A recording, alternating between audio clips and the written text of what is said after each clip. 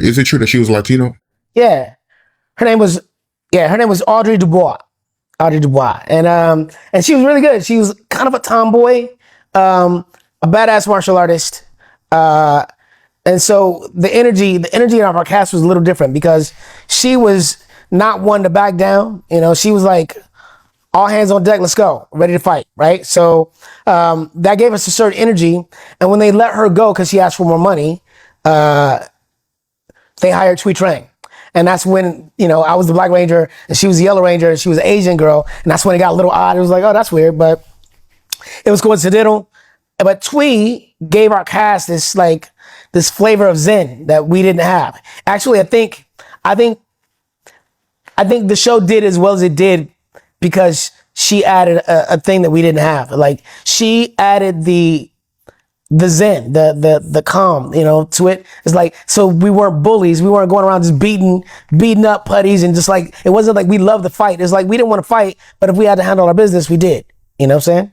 And even with the bullies on the show, Broken Skull, sometimes they would go at the girls, you know, trying to like be bullies towards them. And my character would always step up like, oh, you ain't mess with the girls. But the girls would be like, don't worry, we got this. You know, with a smile on their face, like, we got this, we can handle it. Which is inspiring to young girls, like, oh, I can handle myself too. I don't need somebody else. Well, if I know martial arts, I am self-aware and I am self-protected, which is a beautiful thing. How do you pronounce the name of the Yellow Ranger that replaced her? Thuy Trang. She passed away, right? She was in a car accident. She after we left the show, after they hired 3 new actors, she went on to pursue her career. She started working in movies. She was in the movie The Crow with Brandon Lee, and she was one of the bad guys in the movie. Did a great job. Her career was starting to blossom, and then she was in a car accident with 2 friends, and she died. And one of her friends that was in the car actually went through the windshield and is paralyzed from the waist down. And the driver, he had his only one that had a seatbelt on. He survived. He's, you know, came out unscathed pretty much. Yeah. We finally paid tribute to her death in sorry, excuse me.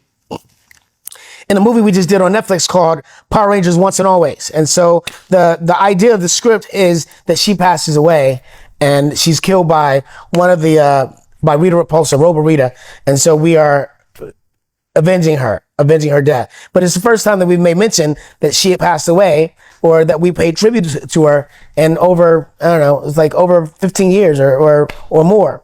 But I think because you guys were kids then, and to talk about her passing might have been a lot, you know, for you guys, because here we are, superheroes. She passed away, and although she wasn't on the show anymore, she was beloved, you know. So maybe that's why it took so long to pay tribute to her. But I'm happy that we finally did. She was cool with people?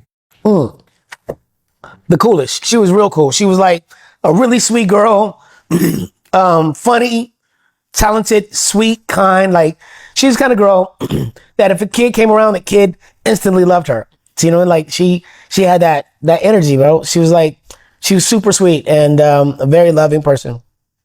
When was the last time you spoke to her? Wow. She had a party after The Crow, and I gone to the after party, but one night after that, I think I was hanging out in Hollywood. She was living down off of Laurel Canyon at the bottom. And I called her up. I was like, yo, what are you doing? I just went by and hung out with her. We were in the kitchen talking and just was congratulating her on all her success. And we were talking about, you know, what it was like to get through what we'd gone through. Because nobody knows what it was like to leave that show, the heartbreak of that, you know, and to wonder about what the rest of our career was going to be like, you know, because were we one-hit wonders? Was that what it was going to be? Or were we going to be able to aspire and go on and do more things? And I was working. I had a show on Nickelodeon. I went on to do a number of other, you know, guest stars on a bunch of different shows. Family Matters, Sabrina Teenage Witch, CSI, The Shield, all kinds of stuff. But she had broken 2 major movies. So, you know, I was really proud of her. I was really proud that she had made that mark and that she was winning with that, you know. I think her career would have blossomed more after that, because there was nobody like her. Yeah, I know that had to be depressing and not knowing what to do next after the show.